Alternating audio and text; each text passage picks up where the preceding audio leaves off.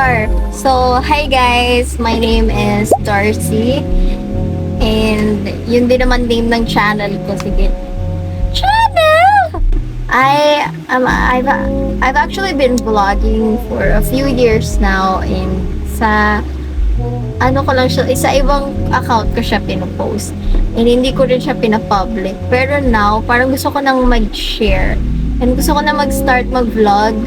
Gusto ko na maging one of those PUPN vloggers. So, this will be my first appearance talaga na para bang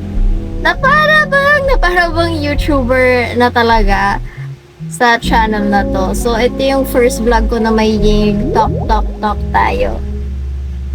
So, come with me as I talk about my experience on the 2026 to 2027 school year enrollment ng mga fresh na PUP yan for first semester. So ayan, check muna tayo. Pumunta ako around 5 or 6 a.m. dahil 1 p.m. ang schedule ko July 10. And ako ay architecture non-passer. Kaya pumunta lang talaga ako doon para mag-reschedule. So nasa labas lang kami mga 1 p.m. noon and that time malapit na kami papasukin yan. And then, ayan, nakapasok na kami sa loob ng gym. At pinatawag na lang talaga yung mga non-passer ng CADB para bumaba at magpa-reschedule. Dahil hiwalay yung proseso and hiwalay yung pila namin. So, ayan na ako guys. Nasa pila na kami niyan and magpapa-reschedule na kami. And after magpa-reschedule, sobrang maulan, sobrang nabasa. Umuwi kaming lahat nabasang siso, sobrang hangin, zero visibility. Charot, zero visibility guys. So, coming back sa rescheduled or second day of enrollment, pumunta ako ng mga 3 or 4 a.m. yan and ayan, umusad na kami ng 5 a.m. Tapos, ayan kami, nakapasok na kami sa gym. Ang reschedule ko kasi is 8 a.m. na. Pero mas karumal-dumal na siya kasi FCFS schedule. So, after ng admission, dumiretso na ako sa aking next course which is Civil Engineering and I secured a slot, thank God. So, ayan, napirmahan na ang mga kailangan pirmahan at kumparehis. And, ayan na nakapila na ako for printing of COR.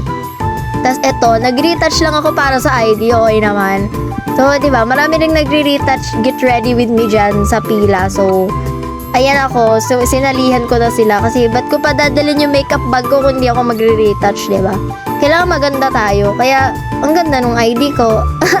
Yun lang, chares. So, ayan, paganda-ganda muna siya dyan, kahit buhag-hag na yung buhok. Ayan, nakapila tayo sa, di ba, may nag-get ready with me. Nakapila tayo sa ID niyan. And, pagkakuha ng ID, boom, diretso agad sa Lagoon si Bakla.